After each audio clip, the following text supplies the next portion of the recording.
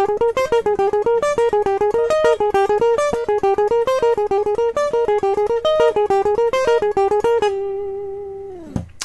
everybody, how's it going? This is Darrin Goodman from GuitarControl.com bringing you this video lesson. Today I want to show you an exercise to develop your alternate picking. I realize that there's tons of lessons already on YouTube on this subject, but a lot of the ones that I've seen are chromatic ones. You probably the scene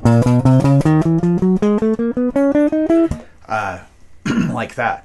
And that's all fine and everything. It develops your skill for alternate picking. It helps your fretting hand to get dexterity with your individual fingers, but it's not very musical sounding at all. So I'm a big believer in that when you do exercises that there should be an outcome other than just developing the skill or technique that you work on, but it also should have some sort of musicality to it.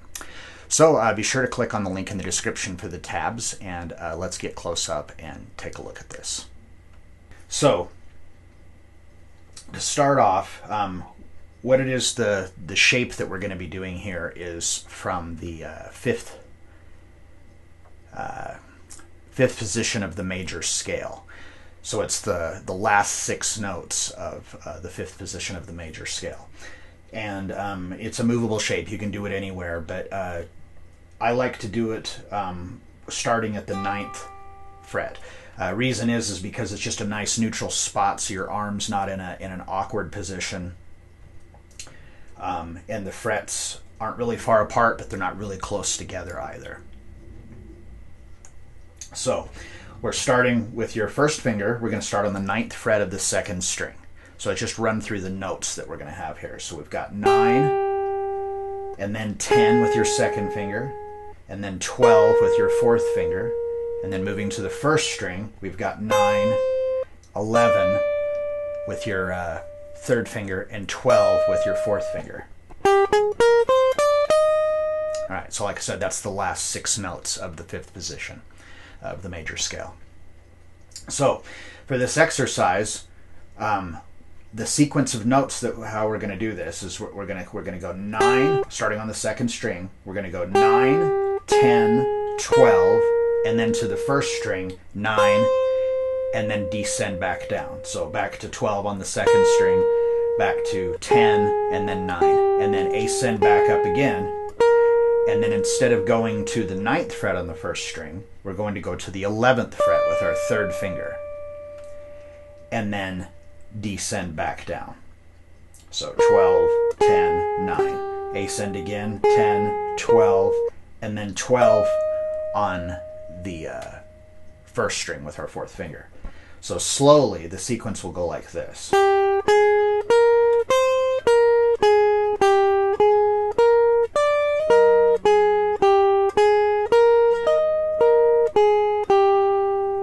And then you just want to keep playing it and repeat it over and over and over again. So for our right hand, alternate picking is, in case you don't already know, it's where it's just down, up, down, up, down, up. No 2 downs in a row, no 2 up in a row. So when you're playing this sequence, the note that on the 9th fret of the 2nd string should always be a down. The 10th fret should always be up. The 12th should always be down. And then when you go to the 9th fret on the 1st string, that should be up, 11th fret is down, and 12th fret is up. So if you find yourself when you're playing it that you all of a sudden see that you're going the opposite direction on any of those notes, then somewhere along the lines you've made a mistake, and so you're going to want to correct that somewhere. You've done 2 downs in a row or 2 ups in a row. So when you're playing this, you want the notes to be separate. So when you get to we're 9, 10, 12, and then when we go to 9, you don't want this note still be here, because you don't want these notes ringing over the top of each other like that. So when you go down to this 9, you want to make sure you remove your finger, your 4th finger from the 2nd string on the 12th fret. Now, you don't want to lift your fingers up like really high, so you don't want these big movements. The key to obtaining speed is small movements with your fingers. Don't lift them up any higher than is necessary to clear the string. Now, another thing is that when I'm ascending, I start on 9 and then I go to 10, I leave my first finger down on 9, and then when I go to 12, I leave both of them down. Now, the reason that this is an important thing to do is it's a good habit to get into, just to have your trailing fingers be left down, so that way they're already there and available if you want to do something like some kind of a legato lick, so if you and do some pull-offs or whatever. It's just a good habit to get into, so that way they're just ready for whatever might pop into your mind that you want to do. All right, so starting on the second string, 9th fret, we got 9, which is down, 10 is up, 12 is down, going to the first string, 9 is up, back to 12 on the second string is down, back to 10 is up, and back to 9 is down, back to 10 up, 12 down, and now we're going to go to the 11th fret on the first string with our third finger, and that will be an up, and then back to 12 on the second string is a downstroke, back to 10 is an up, back to 9 is a down, 10 up, 12 down, and then 12 on the first string as an up. Now, since this 12th fret you're using the same finger, you don't need to lift it, you don't need to go and actually move your finger from the second to the first string. But again, you don't want the notes ringing over the top of each other. So what I do is when I go there, when I'm playing on the second string, I'm kind of up here on the tip of my finger more. And now I'm just going to roll my finger down.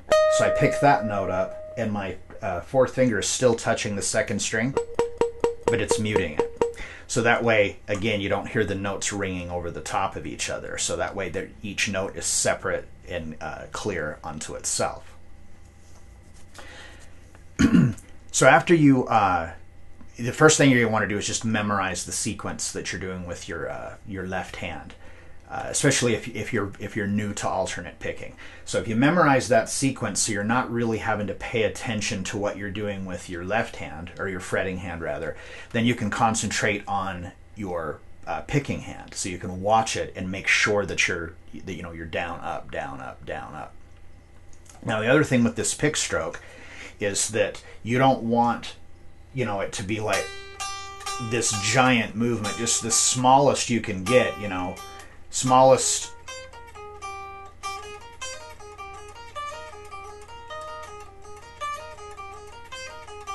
The smallest movement that you can actually get is best. So it's not, so you're not exerting any extra energy. You're not traveling any further that you need to, and it will help you from accidentally hitting another string.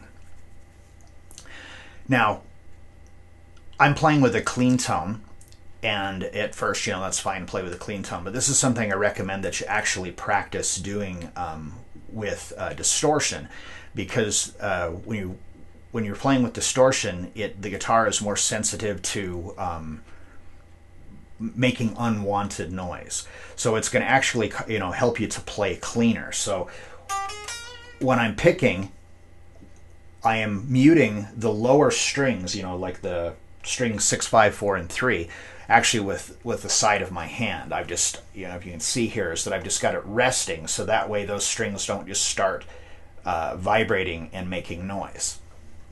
Now, when I'm picking on the second string, to keep the first string quiet, is that instead of being way up here on the tip like this, I'm still on the tip, but I've got my fingers slightly angled down, so that way that first string is muted by me touching. And it's the same thing with any of the fingers as I go down. If you were trying to do this, like say on the lower strings, if you were going to go,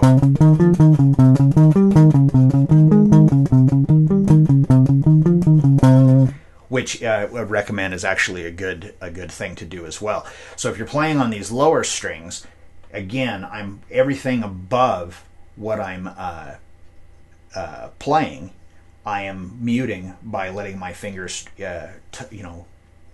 touch across those other strings to keep them quiet. After you get this down, I really recommend playing it with a metronome. And you could start out as playing it as quarter notes, so there's a note on each click. And then you could do it with eighth notes. So you would have a click here and here, but not on the note in between. So, you'll be 1 and 2 and 3 and 4, like that. Now, we can even take this even one step further, because we're already getting, we're working these, your fingers on your fretting hand, all of them are getting a chance to do their thing. And it's, it's musical, it's, it's diatonic, so it's not, chromatic. It's not just, all the notes together. The notes are actually, in key. So you can take the other positions of the major scale, since there's going to be different, different shapes, so that way you get more variation on the practice. So like if we were going to do it and use the first position of the major scale, instead of being a half step and then a whole step, it's going to be a whole step and then a half step on the second and the first string. So then you're going to have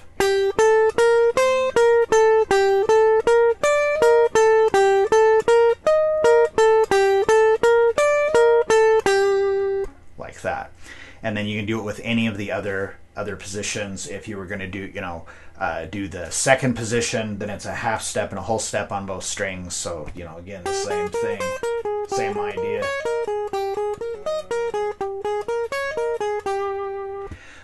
And you can just go ahead and do that with any of the different shapes, so that way you're getting a variety of things that you're doing with your fingers. All right, well, I hope that you found that useful and informative, and that you get something out of it. Alternate picking, is an important skill to have. A big mistake that I made early on, because I didn't know, no one ever told me. I learned the major scales as 3 notes per string scales, and I would play and I would go down, up, down, and then when I go to the next string, I would just start on a downstroke again. And then when I got into like players like Yngwie and Paul Gilbert and stuff in high school, when I was trying to play that stuff, no matter what I did, I could never get it right. Well, it's because I didn't know that, they were alternate picking. And then by the time somebody had pointed out to me, I had practiced that way for a long, long time, and it was really hard to correct. But I was able to do it. So, I'm hoping that this will prevent, anybody out there from making a similar mistake. It's, as they say, habits are easy to make, but they're hard to break. All right. Well, be sure to subscribe to the channel. Leave me a comment down below, any subjects of things that you'd like to see Guitar Control do for future lessons from myself or any of the other instructors that we have. And I will see you in the next video.